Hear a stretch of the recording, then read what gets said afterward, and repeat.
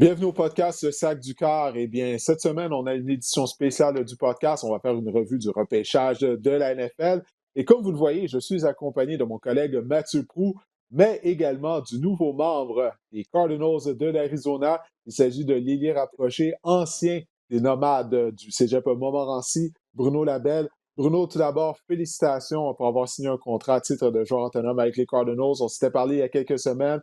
T'espérais être repêché, mais tu te disais, écoute, si jamais je signe en tant que joueur autonome, ben, c'est quand même une opportunité de me tailler une place au sein d'une équipe de la NFL. Ben, voilà que ton objectif est atteint.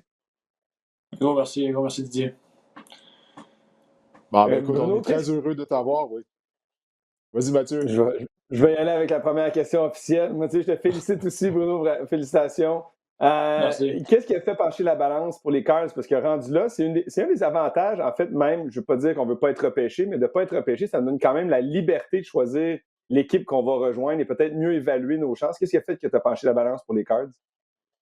Je pense que c'est une combinaison de différents facteurs. Je pense que le fit était très bon avec les Cardinals en termes de qui qu'il y avait sur le roster déjà. Il n'y avait pas un talent nécessairement comme moi dans ce que je fais, si tu veux.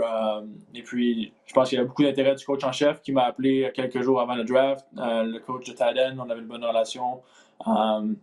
Puis, non, il était vraiment agressif, si tu veux, en termes de m'offrir un deal et puis de m'avoir avec eux. Donc, tu veux vraiment aller où est-ce que je pense que tu étais voulu en tant que joueur plus que nécessairement le montant d'argent qu'ils t'offrent ou quoi que ce soit. Ultimement, le but, c'est de faire l'équipe. Donc, je me sentais confortable avec les Cardinals. Écoute, c'était en Arizona, c'est dans le désert, il fait super chaud en longueur d'année. Donc, ça avait passé un peu dans la balance aussi, mais ultimement, c'était le fit puis la relation avec les coachs que j'avais là-bas. Oui, tu as mentionné le fit. À quel point le fit du système également a été un facteur, si ça l'a été. Je sais qu'à Cincinnati, bon, vous jouez un système, un spread offense. Ça semble ressembler un peu à ce que les Cardinals utilisent en attaque, à moins que je me trompe. À quel point ça a été un facteur dans ta décision? Ça a été un facteur. C'est sûr que je pense qu'avec leur nouvel entraîneur-chef, Cliff Kingsbury, depuis quelques années, je pense que de plus en plus les talents sont utilisés dans leur système offensif, qu'il était peut-être un peu moins avant, je dirais. Mais non, ultimement, je pense que c'était vraiment plus une question de roster et de depth chart où est-ce que je pouvais rentrer et puis avoir vraiment une bonne opportunité de faire l'équipe en tant que telle. Donc, Comment ça s'est passé, justement, les derniers, ce moment-là? Parce qu'il y a comme des minutes qu'on se souvient, des moments qu'on se souvient, l'appel, les discussions, les négociations. Comment ça s'est passé pour toi, ce moment-là, jusqu'au moment où tu dis « OK, good, c'est beau, c'est signé, c'est fait ». Écoute, c'était pas un processus, comment je faisais ça, simple et facile, je te dirais. Je veux dire, j'ai appelé les Cardinals, mais depuis, en fait, dès le premier round du draft, en fait, plus samedi, je te dirais, dès la quatrième round, ça a commencé à avoir des discussions avec les équipes et tout ça, puis les offres ont commencé à rentrer pour des agents libres. Et puis, dans le fond, j'avais quelques offres avec différentes équipes, puis j'ai parlé avec mon agent un petit peu, puis c'était quoi les meilleurs fits, puis à un moment donné, je pense qu'on s'est concentré sur Arizona puis essayer de négocier pour avoir le meilleur contrat si tu veux possible. Puis non, j'ai pris ma décision. Écoute, vers la fin de la 7e round, j'avais un contrat, si tu veux, comment je faisais ça, finalisé à condition que je ne me faisais pas repêcher. Donc, une fois que la 7e round elle a fini, puis je n'ai pas été repêché, dans le fond, c'est devenu officiel dans un sens. Ils m'ont appelé, j'ai parlé au talent coach, puis tout ça, puis écoute, ils m'ont souhaité la bienvenue à bord, puis tout ça, puis non, ça a été assez rapide, si tu veux, simple comme fin, si tu veux, mais c'était plus le processus qui a mené à ça qui était un peu plus, si tu veux, challengeant, mais non, ça se fait bien été. Ouais, lors de la journée de samedi, combien d'équipes t'ont démontré de l'intérêt? Là? Combien d'équipes semblaient être intéressées à te mettre sous contrat? Je te dirais peut-être 5-6 équipes qui étaient vraiment intéressées à faire un offre, si tu veux. Donc, ouais, à peu près. Bruno, si on recule un peu, là, parce que c'est quand même fou de voir maintenant tous les Québécois qui se rendent, puis à chaque année, il y a vraiment une vitrine, on dirait, qui grandit sur ce qui se passe ici. Comment, ton passage à Montmorency, ta décision d'aller à Cincinnati, parle-moi de ce processus-là, de tes années ici à Momo, puis après ça, la décision d'aller à Cincinnati, comment ça s'est fait? Écoute, comme je te dis, je pense que j'ai été chanceux d'avoir l'opportunité de la Cincinnati en premier. J'ai un coach excuse-moi, Montmorency qui m'a recruté, qui nous a amenés aux États-Unis, puis qui nous a un peu préparé pour ouvert le chemin, si tu veux, pour aller faire l'université aux États-Unis. C'est pas juste nécessairement d'un côté physique, je pense que c'est un côté mental, un peu comment approcher la game, à quoi s'attendre, puis tout ça. Donc j'ai quand même été vraiment chanceux d'avoir été encadré, puis d'avoir quelqu'un comme ça qui m'a un peu guidé dans ce processus-là.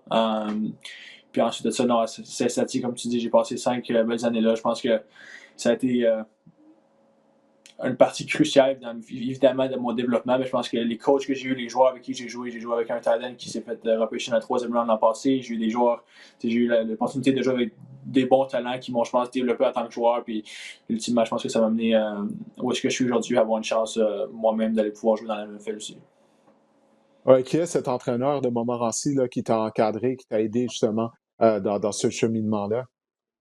Donc, c'était Polo Saint-Vilien qui était le coach en chef Polo! de Montmorency au Polo! départ. Puis, On le connaît bien, ouais. puis, ben oui. Puis finalement, c'était son Yves Dessous. Un petit bon chum. Je pense que c'est lui qui nous a apporté aux États-Unis, si tu veux. Puis que. Non, c'est ça qui a vraiment aidé la facilitation, si tu veux, du processus. Puis de nous amener là-bas, dans le fond. Ben, c'est vraiment génial ça, parce que ça, c'est Polo et Yves sont 2 de mes anciens coéquipiers.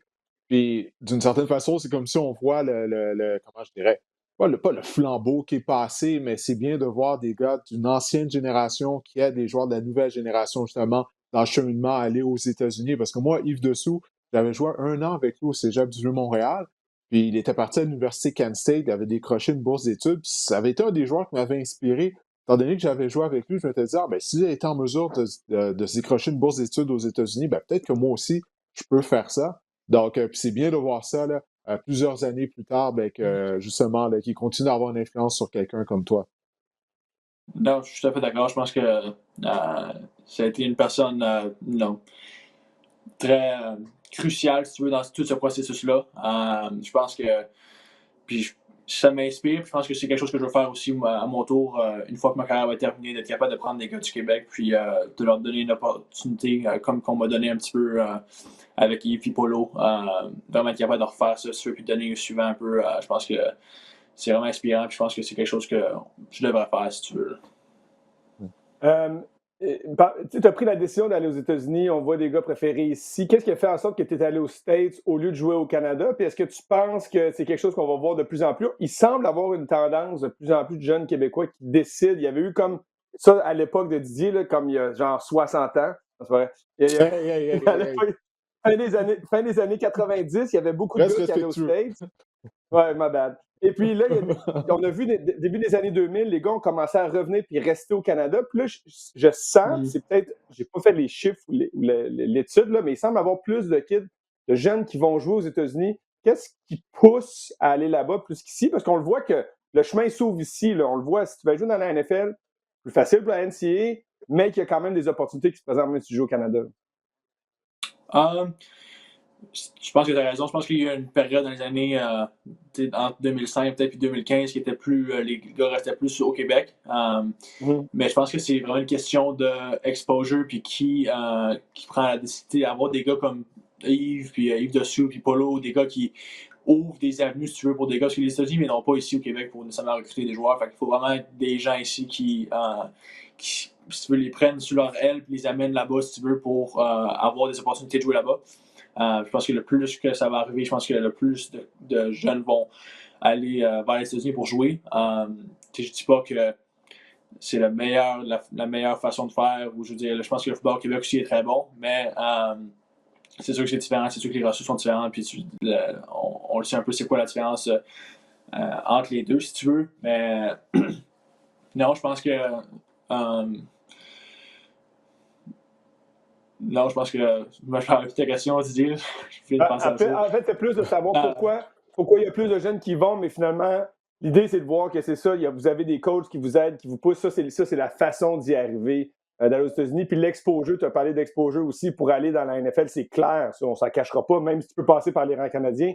Si ton objectif, c'est de faire la NFL, la NCAA, très certainement une route plus facile. C'est sûr. Comme je te dis, pour moi, j'ai toujours joué dans la NFL depuis que j'étais tout petit. Puis je savais qu'aller jouer dans la NCAA, ça a été la fois la plus facile, si tu veux. Il y en a qui sortent du Québec, mais c'est différent un petit peu, puis les chances sont moins hautes.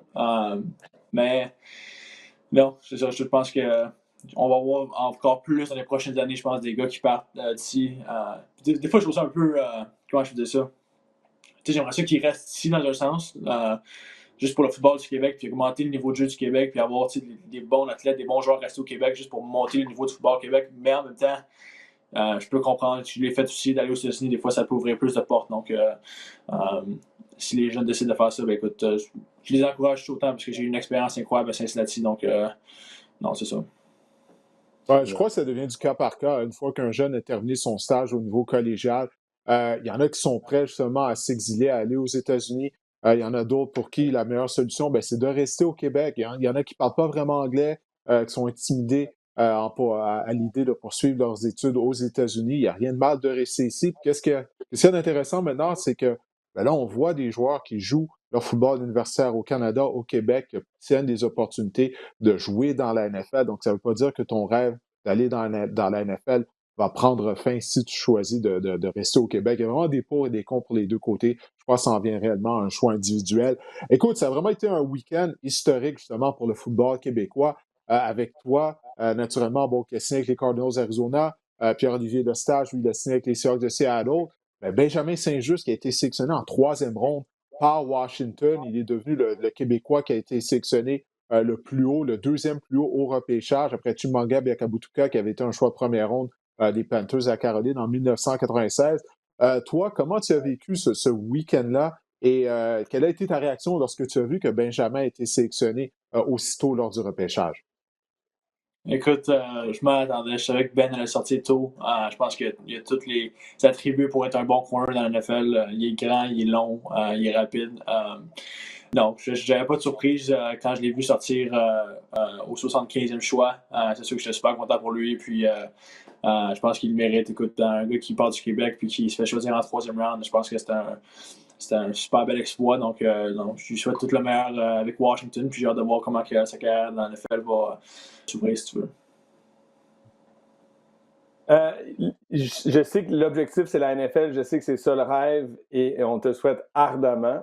Il y a un repêchage à la Ligue canadienne qui s'en vient. C'est quoi ta vision sur ça? Est-ce que tu aimerais ça, à la limite, jouer dans ce circuit-là? Si jamais ça venait qu'à n'a pas fonctionné là, est-ce que tu serais ouvert à venir jouer au Canada et poursuivre une carrière ici? Oui, je suis ouvert. Écoute, j'ai parlé avec toutes les équipes de la CFL. La question est revenue souvent si je serais intéressé à jouer pour la CFL si jamais la NFL ne fonctionne pas. Puis ma réponse est toujours oui. Écoute, c'est sûr que la NFL est en premier en termes d'objectifs. Mais écoute, si ça vient à la CFL, je vais être content de jouer dans la CFL aussi. Ouais, puis c'est quoi la suite des choses pour toi? Quand est-ce va avoir lieu le mini-camp des recrues des Cardinals? Donc, au cours des prochains jours, des prochaines semaines, qu'est-ce qui s'en vient? Donc, dans le fond, je dois remporter le 12 mai, je m'en vais en Arizona. Je pense qu'on commence le 14 pour le camp, le Rookie Minicamp. Mais ensuite de ça, je te dirais que c'est encore dans l'air en termes de OTAs, puis tout ça, avec le COVID. Puis, juste une question d'horaire. Je pense qu'il y a encore des ajustements qui peuvent être faits. Je pense pas que ça va arriver nécessairement comme c'est arrivé dans le passé. Donc, je vais attendre de voir ce qui se passe pour le reste des choses. Ben, c'est excellent. Encore une fois, félicitations, Bruno. On est tous très fiers de toi sur les réseaux sociaux. Lorsque j'ai publié que tu avais signé avec les Cardinals Arizona, il y a eu beaucoup de réponses de la part des gens qui partageaient le même sentiment de fierté, qui disaient qu'ils souhaitaient que tu aies une place avec les Cardinals, qu'ils ont bien hâte de te voir en uniforme lors des dimanches de la NFL. Donc, on souhaite de tout cœur. Puis, Mathieu et moi, on espère d'avoir la chance de décrire certaines de tes rencontres dans Yes. la NFL. Alors, Ben on oui. se croise les Ben oui. doigts. Ben merci à Parfait, tous aussi. passe une Merci, bonne fin de Mathieu. journée. Merci à vous Parfait, autres. salut. Ouais. Excellent, Mathieu. En tout cas, ça a vraiment été tout un week-end là, de voir là, des gars Ouais. d'ici, d'être repêchés. Je pense comme moi, tu t'identifies à eux. On ne peut pas faire autrement de leur souhaiter du succès parce que on va. En tout cas, moi, je sais pour moi, il y a toujours une partie de moi qui va rester le jeune de 18-19 ans qui rêvait de jouer aux États-Unis. Puis de voir ces jeunes-là être en mesure justement d'atteindre leur objectif. Moi, ça me fait vraiment chaud au cœur. J'étais vraiment content de voir à les voir être repêchés, de signer avec des équipes. J'espère qu'ils vont être en mesure d'avoir des carrières dans la NFL. Pendant une longue période, les jeunes Québécois rêvaient pas à accéder à la Ligue canadienne de football. Pendant longtemps, c'était un sport anglophone. Il y avait juste quelques Québécois. Pierre Vercheval était un pionnier, les Pierre Desjardins, les Gabriel Grégoire, c'était des anomalies. Là, tu sais. Puis au milieu des années 90, tu as vu une vague de joueurs arriver, puis les Québécois ont pris une place dans la Ligue canadienne. Début des années 2000, le football universitaire québécois a explosé, puis là, on a vu des Québécois partout à travers les circuits. Là, c'est une nouvelle révolution. Là, on voit des jeunes qui, tranquillement, pour leur place dans la NFL, grâce à des Laurent Duvernay-Tardif, Anthony Auclair et tous les autres. C'est maintenant un rêve qui est plus qu'accessible. Il est là. Donc, les jeunes d'aujourd'hui qui veulent accéder peuvent réellement y rêver. Il y a des parcours pour y arriver. Tu as bien fait de le souligner, mais tu peux passer par le football universitaire canadien maintenant pour y accéder. Et aussi, les équipes au sud de la frontière dans la NCAA commencent à regarder ou commencent. Ça fait quand même longtemps qu'ils donnent des bourses, mais il y a possibilité de passer par cette voie-là aussi. Bruno Labelle en est une preuve. Benjamin Saint-Just en est une preuve également. C'est vraiment possible. Le football au Québec a augmenté en qualité de façon extraordinaire. Ça, ce qu'on voit là, ce week-end, c'est un témoignage des 20-25 dernières années de tous ces entraîneurs québécois dans le grassroots qui travaillent pour bâtir tout, là, les infrastructures, les administrations des ligues, relever le niveau, ajouter des équipes dans les écoles secondaires. Des écoles secondaires, il y en a partout qui ont du foot. Les cégeps, c'est rendu un des circuits les plus fun à suivre au football. Fait vraiment, le football au Québec, grâce à tous ces artisans, ont réussi à construire ça. Puis ces gars-là, c'est la cerise sur le Sunday, c'est la récompense. C'est vraiment beau de voir ça. Je pense que plus ça va aller, plus on va en voir. Puis ça, c'est bien le fun pour le football au Québec. Ouais, écoute, c'est le jour et la nuit, là, comparativement à lorsque moi je jouais dans les rangs collégiaux. La même chose pour toi, même si tu fais sonner ça comme si j'étais 20 ans plus vieux que toi. On est juste séparés par 3 ans quand même, Mathieu. Mais non, ça a vraiment changé, mais je pense que tout ça, ça a commencé, du moins ce qui a vraiment aidé, c'est le retour des Alouettes. Les Alouettes sont revenus à Montréal en 1996. Avoir une équipe professionnelle de football à Montréal, ça a vraiment amené de l'engouement. Puis ensuite de ça, il y a eu le programme du Rouge et Or à l'Université Laval qui a été lancé, premier programme de football universitaire québécois. Puis là, il y a d'autres programmes qui se sont ajoutés, tout ça.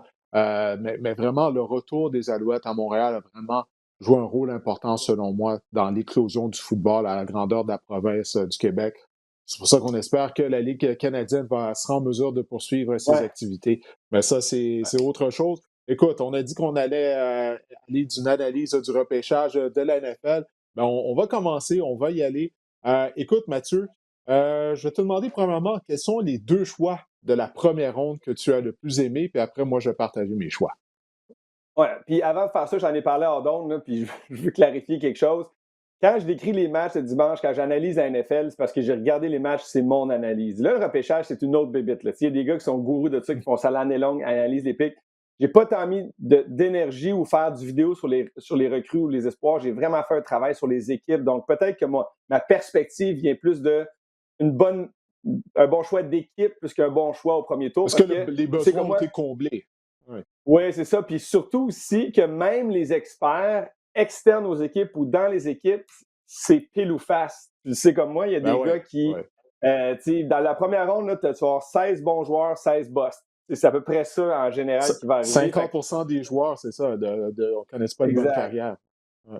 Fait que c'est très difficile pour nous ici de dire c'est pas un bon pick ou lui c'est un bon pick, mais je vais te dire qu'est-ce que j'ai aimé dans le draft et les picks que j'ai aimés. Parce qu'il y en a eu plusieurs, mais un que j'ai aimé, c'est Christian Darrisaw, qui a été sélectionné par Minnesota. Pourquoi? Parce que non seulement qu'on l'a sélectionné en première ronde comme tackle, parce que c'était un gros besoin. Les Vikings du Minnesota sont une des pires équipes en protection. Kirk Cousins, c'est pas un grand corps, c'est pas un corps mobile.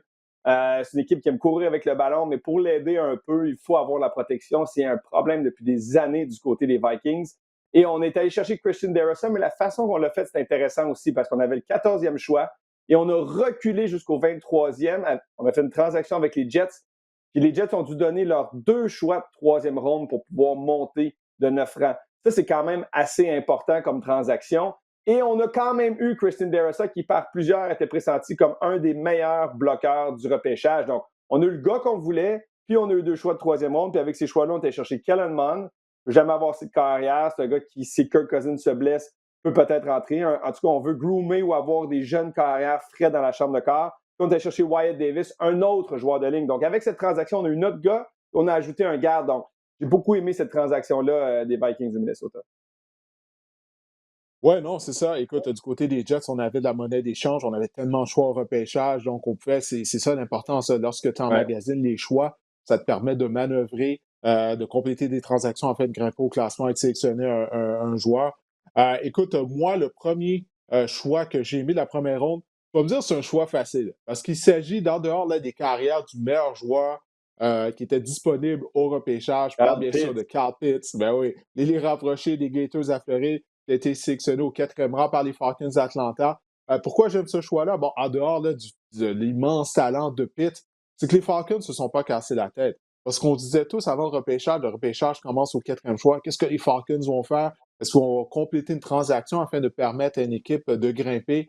Lorsque tu as la chance de sélectionner un joueur qui a le potentiel de se retrouver au temple de la renommée, parce que c'est de ça qu'on parle là, avec Pitt. Ouais. S'il ne connaît pas une bonne carrière, c'est qu'il y a quelque chose, il va s'être blessé ou il va avoir eu des problèmes à l'extérieur du terrain qui va dérouter sa carrière parce que il a tout pour réussir. OK? C'est une bébite. On en parlait durant la saison avec Sébastien Ouais. Lasselle, qui est statisticien RDS, c'est un grand fan des Gators de la Floride, à quel point il est talentueux. Donc, écoute, 6 pieds 6 pouces, a couru un 4-4-6 au 40 verges.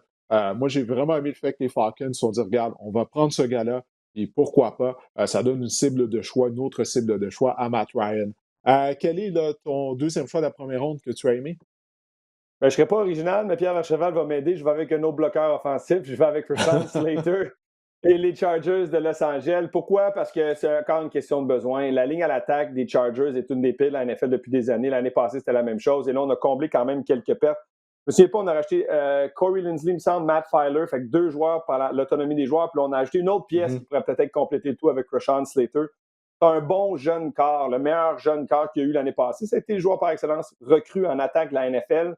Tu as besoin de le protéger. Donne-y du temps. C'est un gros bonhomme, Justin Herbert. Même s'il se fait frapper, c'est pas grave, mais tu veux pas qu'il se fasse frapper 150 fois dans une saison. Protège ton investissement. Alors, va chercher Slater. Beaucoup le voyaient. Certains le mettaient comme le premier bloqueur dans le repêchage. C'est un gars que tu plug and play tout de suite. J'aime beaucoup cette transaction-là. Il n'a pas joué en 2020, ce qui pour certains est un point négatif, pour d'autres un point positif. Si on veut regarder le positif, ben, il n'a pas usé son corps pendant une saison complète, alors qu'en 2019, il a dominé. Fait j'aime mieux un gars qui rate une saison parce qu'il a décidé de ne pas jouer qu'un gars qui rate une saison parce qu'il a déchiré le croisé. Puis Rashawn Slater peut rentrer. Puis il a joué contre Chase Young en 2019, puis il l'a quand même bien fait.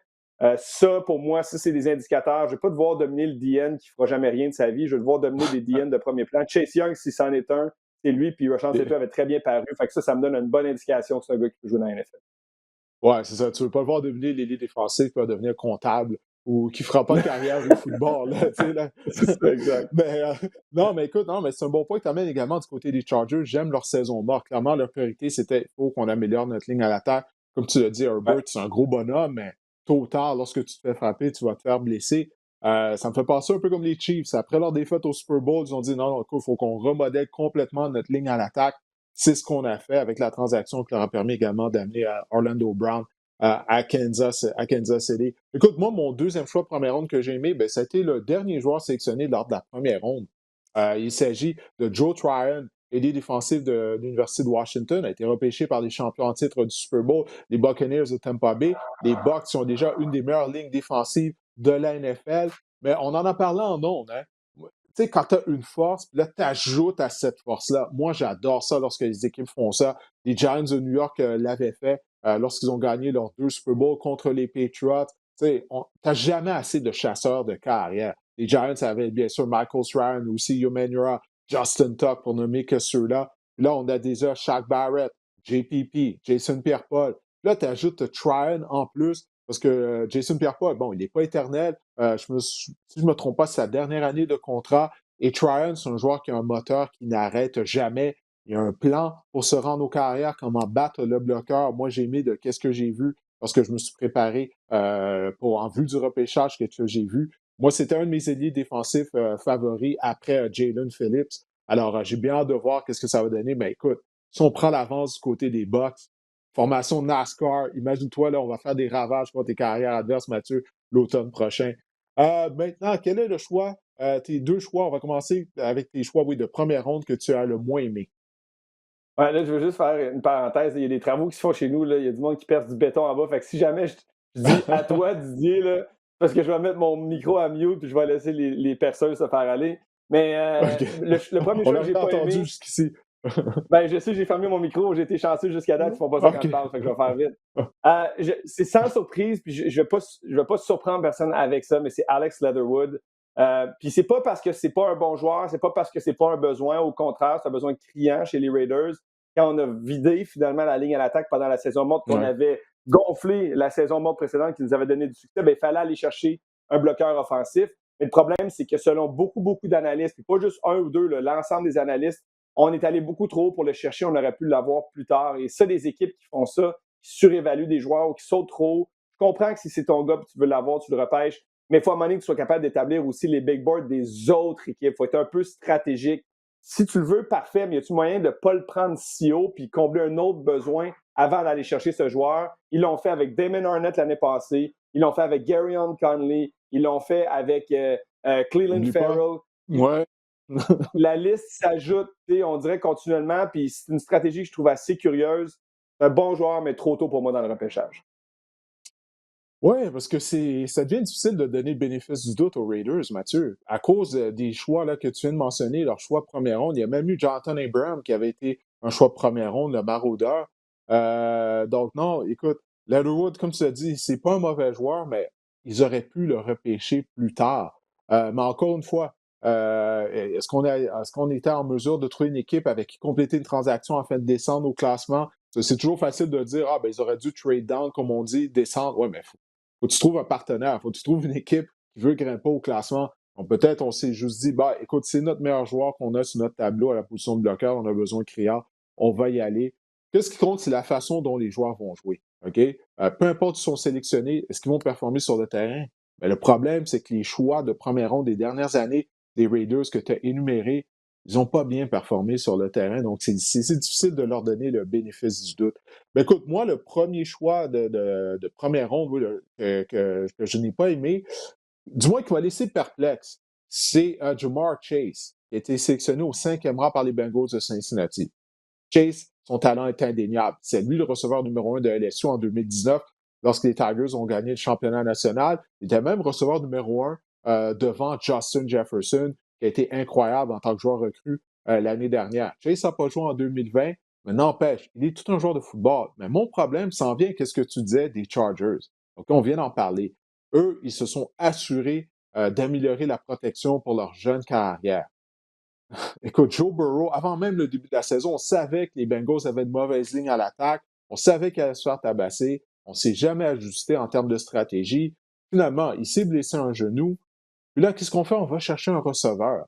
Moi, j'aurais préféré qu'on repêche Penny Sewell ou Rashawn Slater, puis qu'on repêche un receveur en deuxième ronde plus tard. J'ai rien contre Jamar Chase. Je suis certain qu'il va devenir un bon joueur dans la NFL. Puis oui, là, les Bengals, ils ont vraiment plusieurs armes à la disposition de Joe Burrow. Mais s'il n'a pas le temps de repérer Tyler Boyd, Jamar Chase et compagnie, ça va donner à quoi, ça? Quand tu construis une équipe de football, commencer avec les receveurs de passe, pour moi, c'est une des pires choses que tu peux faire. On va voir qu'est-ce que ça va donner. Quel est le deuxième choix de la première ronde que tu n'as pas aimé ou que tu as laissé Ouais, moi, perplexe? je suis tout à fait d'accord avec ton choix de Chase par rapport à Sewell. Moi aussi, j'aurais fait ça. T'sais, Joe Burrow finit sa saison l'année passée avec un ligament croisé antérieur déchiré et il se faisait frapper à chaque match à qui mieux. Donc, vraiment, je suis d'accord avec toi. Jonah Williams, c'est un choix de première ronde en 2019. Il n'a rien vraiment prouvé l'an passé. Correct, à un moment donné, de faire une erreur puis de la reconnaître. Et à la limite, tu le développes puis peut-être que c'est une monnaie d'échange pour d'autres choses. Bref, j'aurais été avec Sewell aussi. Mais bon, mon deuxième choix, c'est Caleb Farley ou Caleb Farley, je ne sais pas comment on le dit, mais Farley, ouais. Farley, ouais, moi, et je sais que pour plusieurs, c'était un top 10 talent, mais il y a vraiment des préoccupations au niveau de la blessure. Puis on dit souvent au foot, best quality is availability. C'est ta meilleure qualité, c'est ta disponibilité. Puis Caleb Farley a un ligament croisé antérieur déchiré en 2017. Il y a une opération au dos en 2019, puis une nouvelle en 2020. C'est 3 opérations majeures pour un jeune joueur de foot. Puis j'aime pas ça dire ça parce que moi, je l'ai vécu aussi, j'ai été blessé souvent, mais des fois, il y a juste des joueurs qui sont plus prônes à se blesser. Farley a clairement l'air de ça pour le moment. C'est un gars qui est explosif, qui peut être très bon. Peut-être que ça peut donner un bon résultat, puis dans quelques années, on va dire, il a été correct. Mais moi, là, quand je repêche un gars en première ronde, je veux m'assurer le plus possible que c'est un joueur d'impact tout de suite. Parce que des choix de première ronde, ça a une grosse valeur. C'est important pour une organisation. C'est des joueurs autour duquel tu veux bâtir. Et s'ils sont blessés, ben pour moi, c'est très difficile. Alors, c'est pour cette raison que ce choix-là, je l'aime moins. Oui, je suis entièrement d'accord avec toi pour toutes les raisons que tu viens d'énumérer.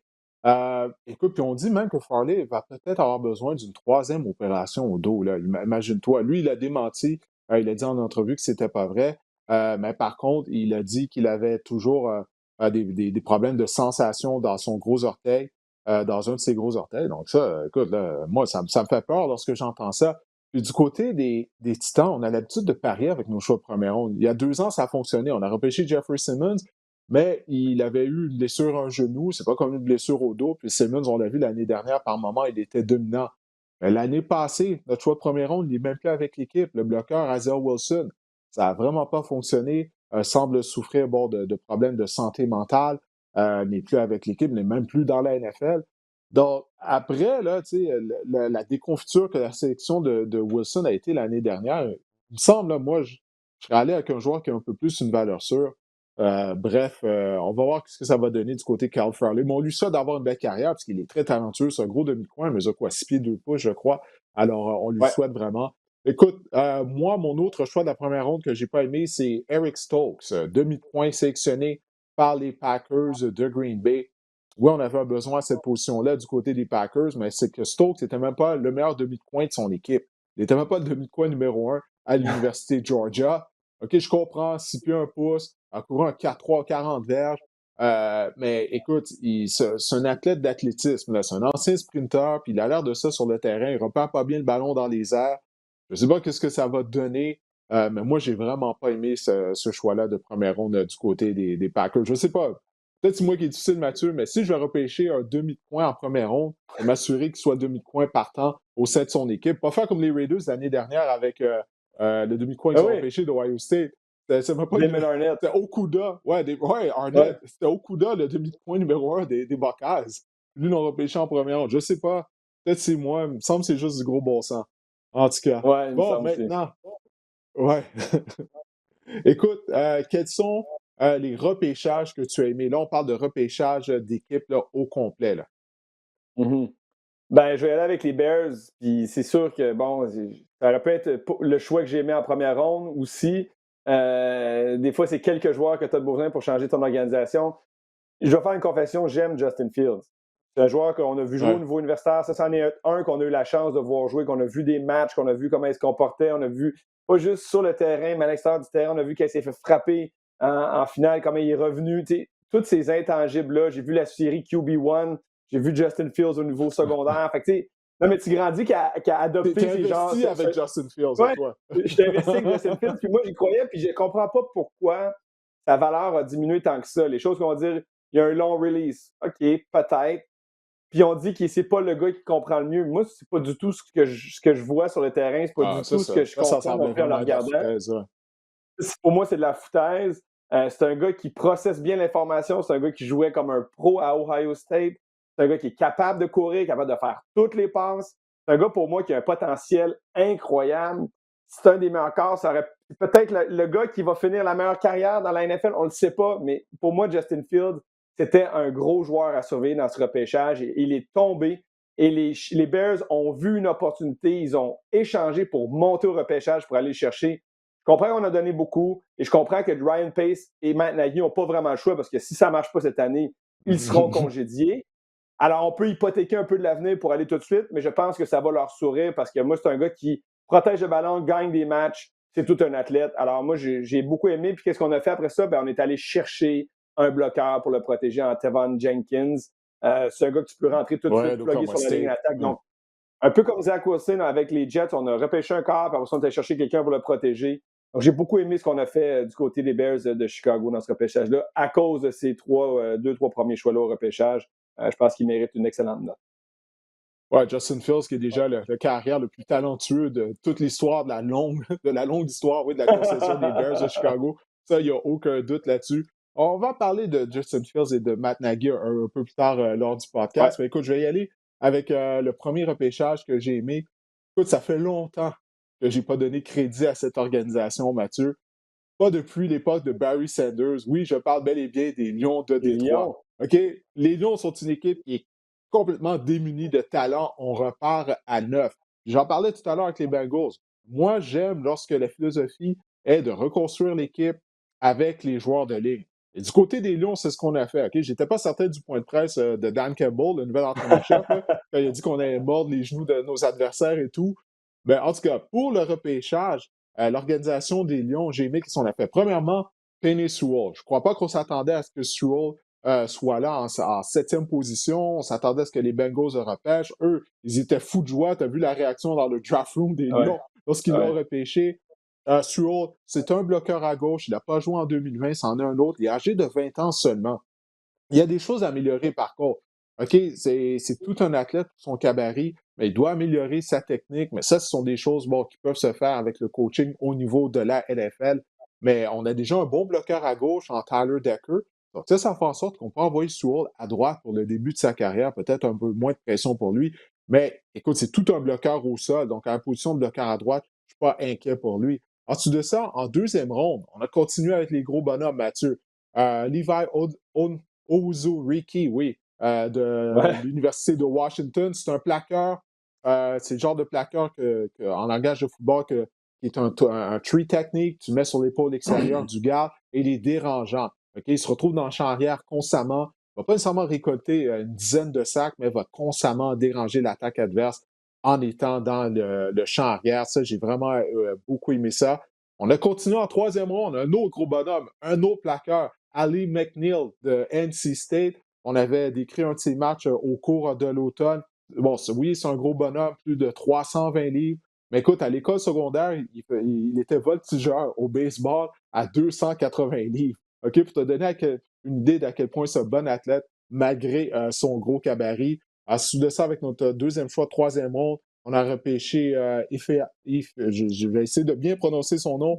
Ifeatu Melifonwu. Oui, Melifonwu, le gros demi-coin là, de 6 pieds 3 pouces de Syracuse. Je ne sais pas s'il va jouer demi-coin, si on va le déplacer à la position de maraudeur, mais il a une présence sur le terrain en raison de son cabaret. Amon-Ra St. Brown, choix de 4e ronde de USC. N'importe qui a regardé les matchs de USC l'année dernière, on vu à quel point il était talentueux, puis de l'avoir là en 4e ronde, écoute, là, ça a vraiment beaucoup de valeur. Puis même leur choix de 7e ronde, Jamar Jefferson, demi à l'attaque d'Oregon State. On a décrit le match d'Oregon contre Oregon State l'automne dernier.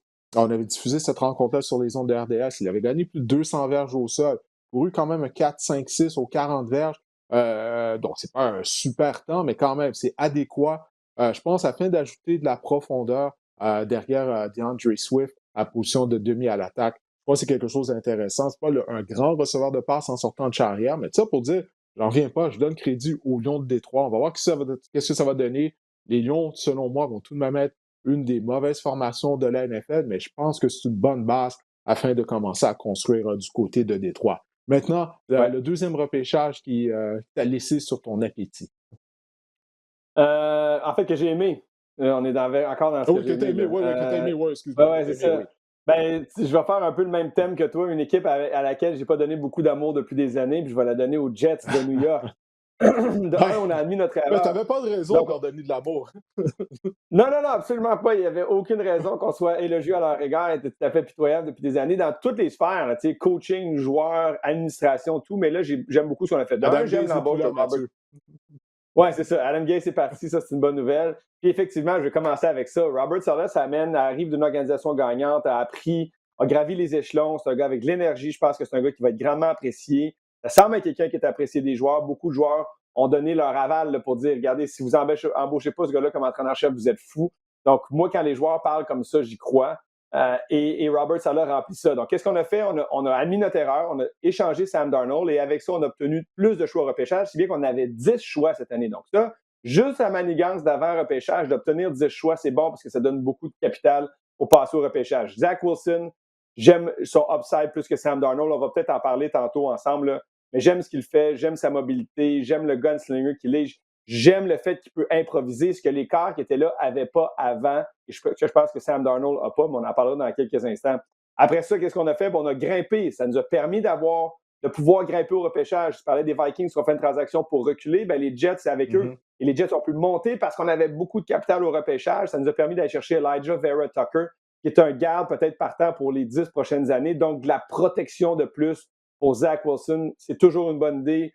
Tu l'as dit tantôt avec les Bengals, je l'ai dit avec les Bears, protège ton investissement. C'est exactement ce qu'on a décidé de faire. Après ça, qui? Elijah Moore, un des receveurs qui était le plus convoité dans le repêchage. On a réussi à l'avoir en deuxième ronde au 34e choix.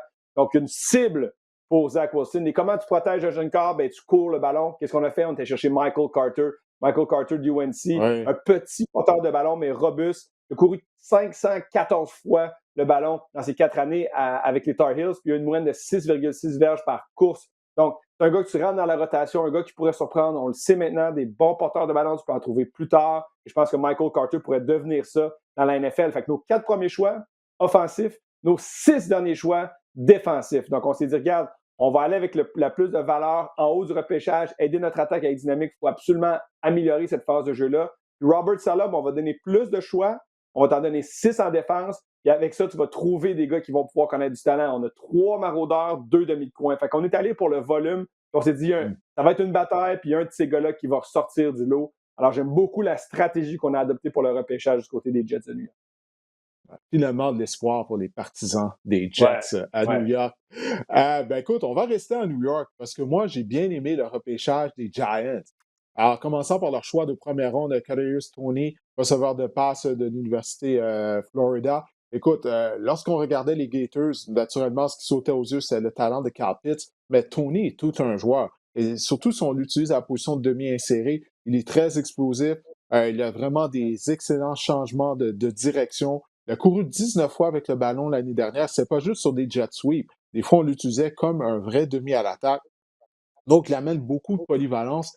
Et tu le sais, d'avoir des joueurs comme ça, à quel point c'est important. Là. Des joueurs dans le moule, dans le moule de A.J. Samuel. On en voit plusieurs receveurs comme ça maintenant. Là. C'est pratiquement comme des receveurs hybrides de demi à l'attaque. Ça, c'est très important. Puis je pense qu'on a mis sous contrat Kenny Galladay. Oui. Je veux dire, je t'attends ensemble, mais je veux dire Deebo Samuel, j'imagine, pas A.J. Samuel. Deebo Samuel. Ouais, j'ai mélangé A.J. Brown et Deebo Samuel ensemble. C'est ça. Ça serait pas pire receveur, ça, si on peut faire un clone des deux, ouais, c'est ça. C'est ça. Dès que je l'ai dit, c'est comme ça, je me trompe. Ben, en plus, ils ont le même style de jeu, ils sont utilisés de la même façon, ils utilisent les jet sweeps et tout. Ben ouais, ça, j'ai combiné les deux ensemble. Donc, A.J. Brown et Deebo Samuel, ben c'est ça, il fait penser un peu à ça, de la façon qu'on peut l'utiliser. Puis je pense c'est le genre de joueur qui complémente bien Kenny Galladay, qu'on a mis sous contrat durant la période des joueurs autonomes. Là, c'est la 3e année de Daniel Jones. Il n'y en a plus d'excuses. Là, on lui a donné des armes. Saquon Barkley va revenir au jeu. Alors, j'ai bien aimé leur choix de première ronde. Deuxième ronde, Azeez Ojulari, ailier défensif, c'est un chasseur de quart de l'Université de Georgia. 6 pieds 2 pouces, mais il a quand même de longs bras. Il a été productif à Georgia. On sait la marque de commerce à travers le temps. Du côté des Giants, ça a été la ligne défensive. J'en ai parlé plus tôt au cours du podcast. Donc, on va rechercher cette identité-là. On a repêché ensuite en 3e ronde Aaron Robinson, ce demi-coin de l'Université Central Florida. Mais c'est un joueur qui a le potentiel d'être un partant dès le premier match de la saison, mais à la position de nickel, donc à la position de demi-coin intérieur. Il est robuste et on sait que cette position-là, c'est une position de joueur partant finalement, étant donné que les équipes utilisent des formations à 3-4 receveurs de passe. Il y a Gary Brightwell, le choix de 6e ronde que j'aime bien. C'est un demi à l'attaque robuste de l'Université de l'Arizona. On avait diffusé un match justement de l'Université de l'Arizona. Ils avaient subi une raclée contre Arizona State, mais ça fait en sorte que lorsque je m'étais préparé, j'avais regardé tous les matchs de la saison d'Arizona jusqu'à ce moment-là. Et Brightwell, il a une dimension de robustesse qui va amener. Puis on se doit, là, je sais qu'on a mis ce contrat de Devontae Booker, mais Saquon Barkley revient d'une blessure à un genou. Donc, afin d'alléger la charge de travail de Barkley, ça fait du bien, je crois, d'ajouter de la profondeur dans le champ arrière. Le choix de 4e ronde, Ellerson Smith, que personnellement, que je ne connaissais pas, mais j'ai lu, depuis que les Giants sont sélectionnés, j'ai lu beaucoup sur lui. On dit qu'il y a beaucoup à aimer de sa part en tant qu'encore une fois de chasseur du quart potentiel pour la défense des Giants. Ils avaient déjà une bonne défense. Le coordinateur de la défense, Pat Graham, a fait du bon travail l'année dernière. Donc, on lui a donné des armes. Écoute, c'est simple, les Giants, c'est Daniel Jones, c'est l'année de vérité pour lui. Selon moi, ça passe ou ça casse. Donc, on a donné des armes à notre jeune carrière. Maintenant, les carrières, bon, oui, les repêchages qu'on n'a pas aimés, on va y aller rapidement afin d'avoir le temps là, de passer tous nos sujets. Dis-moi un repêchage que tu n'as pas aimé par une équipe. Ben, c'est du quoi? Je vais aller avec mes deux. Je vais y aller plus rapidement, justement, parce qu'on ne va pas être dans le négatif, on va être dans le positif aujourd'hui. On va parler d'abord Ouais. des Colts. Anthony Costanzo a pris sa retraite. On avait un manque criant du côté des bloqueurs. C'était une bonne cuvée de bloqueurs du côté de la NFL. Et on a complètement raté du côté des Colts d'Indianapolis. On vient d'amener Carson Wentz. On veut relancer sa carrière. On veut l'aider, puis on n'a rien fait de ça. Quiddipe, parfait. Tu as besoin de chasseur de cœur, première ronde. Tu l'aimes. Moi, ce gars-là, je l'ai pris dans mon équipe demain matin avec le 21e choix. Mais après ça, avec le 54e choix, qu'est-ce que tu fais? Tu prends un autre allié défensif, Dayo Adeyingbo, un gars qui a des problèmes de blessure aussi. On ne sait même pas s'il va jouer cette année. Donc, beaucoup de questions à ce niveau-là. C'est Sam Tavi, donc, qui va être ton bloqueur à gauche. Attention, parce qu'il a connu une des pires saisons comme bloqueur l'année passée, selon PFF. Moi, j'ai beaucoup de questions à pourquoi on n'a pas tenté de faire ça tôt dans le repêchage. On l'a fait avec notre 7e choix, 248e au total, chercher un bloqueur du côté de Penn State du nom de Will Fries. Alors, je n'ai pas trop aimé. Je pense qu'on aurait dû investir un petit peu dans le repêchage du côté des bloqueurs chez les Colts. Et l'autre que je n'ai pas aimé, ben, c'est le repêchage des Texans. Mais sincèrement, c'était tellement une situation difficile du côté des Texans. C'est plus une question de situation que de choix au repêchage. On a les mêmes menottés. On n'avait pas de choix. Il n'y avait rien qu'on pouvait faire. On ne sait pas si Deshaun Watson va être là. Donc, on a repêché David Mills, l'ancien carrière de Stanford. C'est comme... Puis je ne sais pas pourquoi on a repêché lui, parce que je me dis, on le repêche parce que si Deshaun Watson n'est pas là, on va avoir une solution. Mais si Deshaun Watson n'est pas là, peu importe ce qui se passe, tu risques d'avoir un top 5 choix au repêchage l'année prochaine. Fait que commençons à bâtir pour l'avenir tout de suite. Bref, c'était pas une situation évidente. C'est pas que j'ai pas nécessairement aimé, c'est qu'on avait tellement... Puis tu sais, tout le monde, je veux dire, dans les analyses des drafts des équipes, tout le monde met les Texans loin dernier. Puis c'est surtout parce que ce qui s'est passé par les années dernières où on a échangé Laramie Tunsil, où on a cherché... On n'avait plus de choix. Notre premier choix, c'était tard. T'sais. Fait que j'ai pas trop aimé ce qu'on a fait, mais en même temps, il n'y avait pas beaucoup de marge de manœuvre. Avoir les Texans, ça va être très difficile cette année là, du côté de la NFL. Oui, écoute, je suis d'accord avec toi pour les Texans. Même pour les Colts, l'empêcheur m'a laissé perplexe, surtout que Chris Ballard, depuis qu'il est là, il repêche très bien.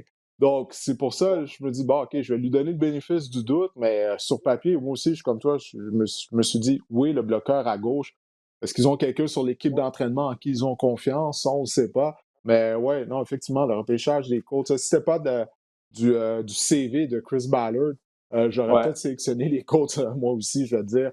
Écoute, je vais aller à mon tour. Bon, des deux repêchages, j'ai pas aimé. Il y a les Raiders, on en a parlé tout à l'heure avec la sélection de Alex Leatherwood. Donc, pas obligé là, de m'étendre sur les Raiders tant que ça. Mais bon, on a repêché en deuxième ronde, ce qui est considéré comme étant le meilleur maraudeur du repêchage, produit de l'université TCU, Trevon Moehrig. Mais je me dis, on n'essaie pas de réparer l'erreur d'avoir repêché Jonathan Abram il y a quelques années.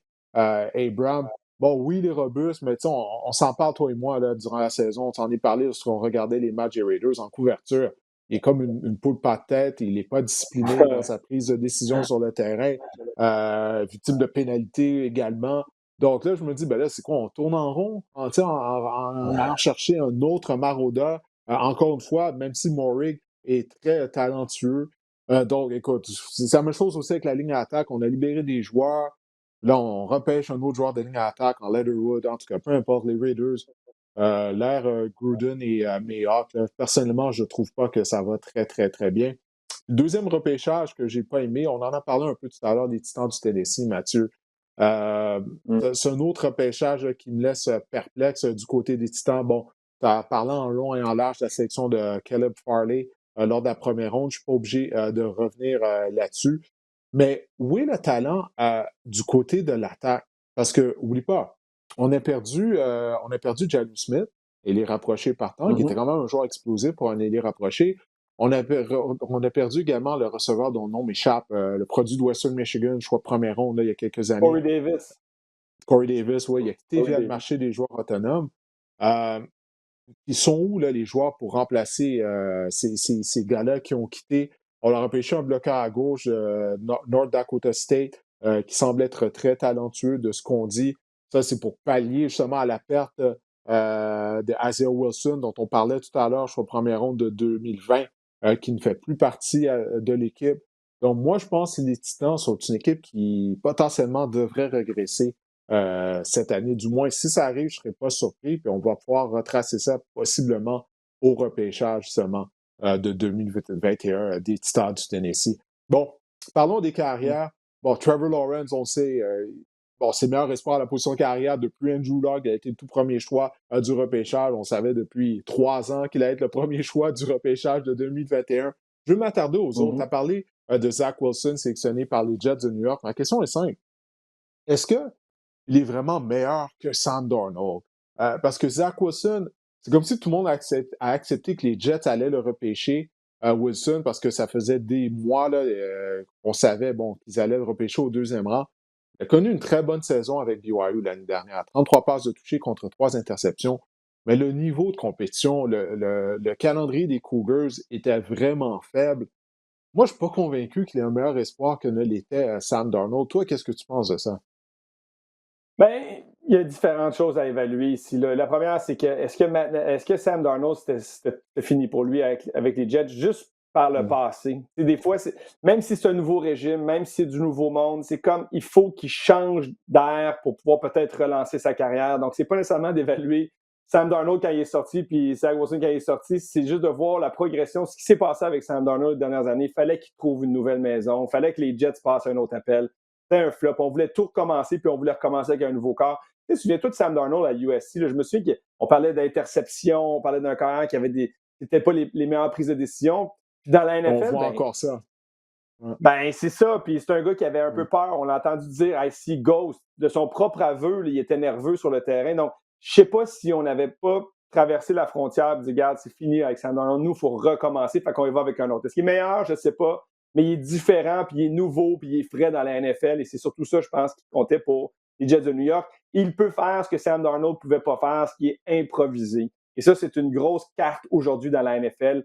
Quand le jeu initial ne fonctionne pas, est-ce que tu es capable de créer quelque chose? Est-ce que tu es capable d'étirer le jeu de quelques secondes? Est-ce que tu es capable d'improviser 2-3 jeux dans le match qui vont faire des jeux explosifs? Ben, Zach Wilson a cette capacité-là. Je pense que c'est ce qui a attiré les Jets de son côté, mais on verra ce que ça va donner avec le temps, parce que une organisation qui, pour le moment, est un cimetière de carrière depuis les dernières années, avec un nouvel organigramme, puis Mike Lafleur comme coordinateur offensif, Robert Saleh comme entraîneur-chef, est-ce qu'on va être en mesure de relancer Wilson?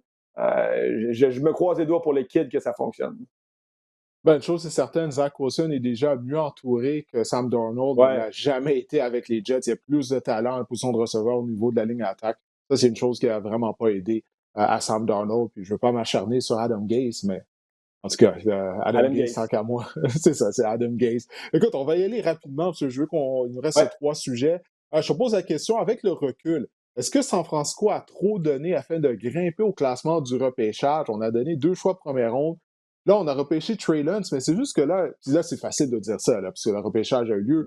Là, tu regardes ça, tu dis, ouais, mais là, Trey Lance, qui l'aurait repêché? Est-ce qu'on avait besoin de grimper jusqu'à 3 pour le repêcher? Il semble que non, là, qu'on regarde ça avec du recul.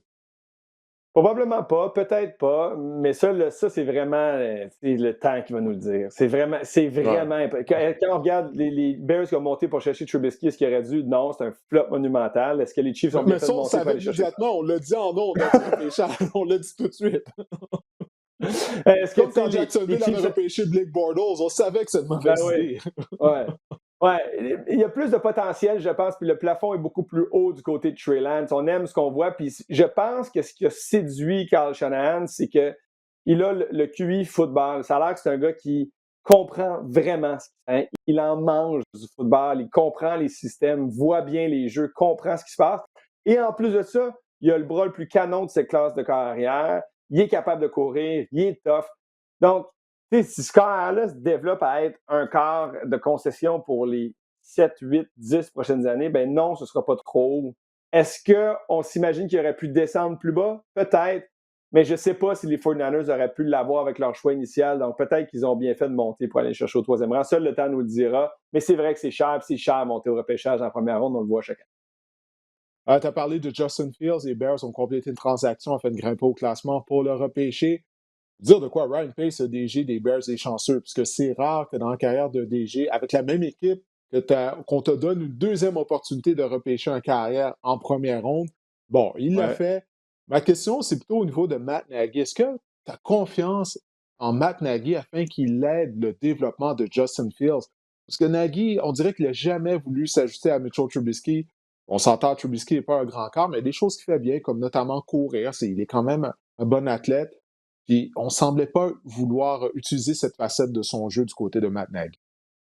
J'ai vraiment hâte de voir comment on va jouer cette situation-là du côté de Chicago. On a amené Andy Dalton. Andy Dalton, c'est probablement un bon vétéran coach pour le kid. Je ne vois pas Andy Dalton être un trouble-fête ou être insulté parce qu'on a repêché Justin Fields. Je pense qu'il est rendu au stade de sa carrière où il en a vu beaucoup, il sait dans quelle situation il se retrouve. Et Matt Nagy a l'expérience d'Alex Smith et Pat Mahomes. Souvenons-nous, en 2017, quand les Chiefs ont repêché Pat Mahomes, on l'a assis sur le banc pendant l'année, puis il a appris d'Alex Smith. Est-ce qu'on tente de faire la même chose avec Andy Dalton? Je ne sais pas, mais il a le blueprint ou le canevas pour gérer peut-être ces situations-là. Est-ce qu'il a le talent et les capacités de stratégiquement, techniquement développer Fields? Là, j'en doute un peu parce que ce qu'on a vu, on a fait plein de matchs des Bears, on les regarde jouer. C'est sans saveur, c'est sans créativité, c'est sans originalité. On ne met pas justement les forces de l'équipe de l'avant. Quand on devait courir, on passait. Quand on devait passer, on courait. On n'a jamais trop compris ce que Matt Nagy faisait là. Il a ridé sur le système d'Andy Reid, puis il a eu une job avec les Bears, puis ça n'a jamais fonctionné. Moi, je te dis une chose. Matt Nagy, là, il y a 1 an, that's it. Si Justin Fields n'est pas bon après 1 an, il finit, c'est terminé, on passe à un autre appel. Ben, c'est la même chose pour le DG Ryan Pace. Écoute, c'est ce que j'ai dit en ondes. Ils ont échangé leur choix de première ronde en 2022. C'est sûr, eux, ils n'ont plus rien à perdre. Parce que si ça ne fonctionne pas, ils ne seront plus là en 2022. Ça va être le problème de quelqu'un d'autre de ne pas avoir un choix au repêchage lors de l'année 2022, oui. Bon, écoute, notre dernier sujet, c'est Aaron Rodgers. Écoute, il a défrayé les manchettes avant le repêchage. Une bombe est sortie. Il a confié à Adam Schefter du réseau ESPN, qui ne voulait plus porter les couleurs des Packers, qui ne voulait plus jouer pour l'organisation de Green Bay. Là, la machine à rumeurs est partie. On se dit, mon Dieu, ce qui va être échangé durant le repêchage, tout ça. Ma question à toi, elle est simple. Est-ce qu'Aaron Rodgers sera carrière des Packers au mois de septembre, lorsque la saison régulière va commencer, selon toi? Moi, je pense que oui. Je ne vois pas. Il reste 3 ans à son contrat. Une question financière quand même importante. Là, je pense qu'il doit 15 millions cette année puis 15 millions l'année prochaine s'il prend sa retraite parce que ça fait partie de son bonnet de signature. Et c'est eux qui ont le gros bout du bâton en ce moment. Oui, il peut exprimer publiquement, puis c'est son clan qui a décidé le jour du repêchage de sortir cette information-là parce que clairement, ça ne va pas bien. Clairement, on négocie dur depuis la fin de la saison. On voulait restructurer son contrat pour être plus amiable pour l'équipe. Il a refusé. Il a dit faites-moi un offre qui va faire en sorte que je serai un Packer jusqu'à la fin de mes jours puis que je serai le partant jusqu'à temps que je veux. On n'a pas été en mesure de faire ça. Donc, il y a de la bisbille. On ne s'entend pas. Aaron Rodgers utilise les cartes qu'il a en ce moment pour négocier, essayer de se sortir de Green Bay. Je pense pas qu'il sera en mesure de le faire. L'année prochaine, par contre, ça, peut-être. Jordan Love, on mise sur lui, on voulait l'avoir. Est-ce que c'est l'année où Jordan Love n'était même pas en uniforme l'an passé pour les Packers de Green Bay? Il n'était même pas sur les lignes de côté lors des matchs. Fait que là, c'est l'année où tu l'amènes, puis tu le développes, puis tu essaies de voir s'il ne peut pas être ton partant l'année prochaine. Mais ce n'est pas une situation facile pour personne. Aaron Rodgers a le droit de faire ça parce qu'il est le meilleur corps de la NFL. Il était joueur par excellence du circuit, au moins, je devrais dire. Donc, lui, il essaie de négocier sur la place publique parce que clairement, sur l'espace privé, ça ne fonctionne pas. Mais je ne vois pas Aaron Rodgers ailleurs qu'avec Green Bay pour débuter la saison 2021. On verra pour la saison 2022. Ouais, moi, ça me fait penser un peu à l'épisode de Russell Wilson durant la saison morte. Là, tu t'en souviens, Russell allait à des émissions de radio. Là, il avait même soumis une liste d'équipes à laquelle il accepterait d'être échangé. Le gars, Russell, il est toujours avec les Seahawks. Fait que je pense, écoute, là, c'est ça qui va arriver. Aaron Rodgers va toujours porter les couleurs des Packers au début de la saison. 2022, ça, comme tu l'as dit, ce sera peut-être une autre histoire. Mais écoute, je pense pas, en tout cas, je pense pas qu'il y ait quelque chose qui va se développer de ce côté-là. L'organisation des Packers, dont notamment Matt Lafleur, l'entraîneur-chef, eux, ils ont dit d'aucune façon on veut échanger Aaron Rodgers. Matt Lafleur a dit je peux même pas nous imaginer en train de l'échanger. Donc, il semble qu'il va rester à Green Bay. C'est comme ça si bien dit, les Packers ont le gros bout du bâton dans cette affaire-là. Bon, hey, Exact, Mathieu, on a exact. fait le tour. On avait plusieurs sujets. Naturellement, on ne pouvait pas parler des 32 équipes, de tous les joueurs qui Non. ont été sélectionnés. Il y a peut-être des joueurs que vous auriez aimé entendre notre opinion sur des sélections. Mais malheureusement, on ne pouvait pas faire le tour. On a tenté de faire le résumé du repêchage du mieux qu'on le pouvait, de ce repêchage qui a été historique pour le Québec, avec la sélection de Ouais. Benjamin Saint-Just en 3e ronde par l'équipe de football là, de Washington. Alors, on espère que cet épisode du podcast Sac du Cœur vous a plu. Mathieu, merci de ton passage au Merci à toi, podcast. Didier. On se reparle. Yes. On se reparle une prochaine fois.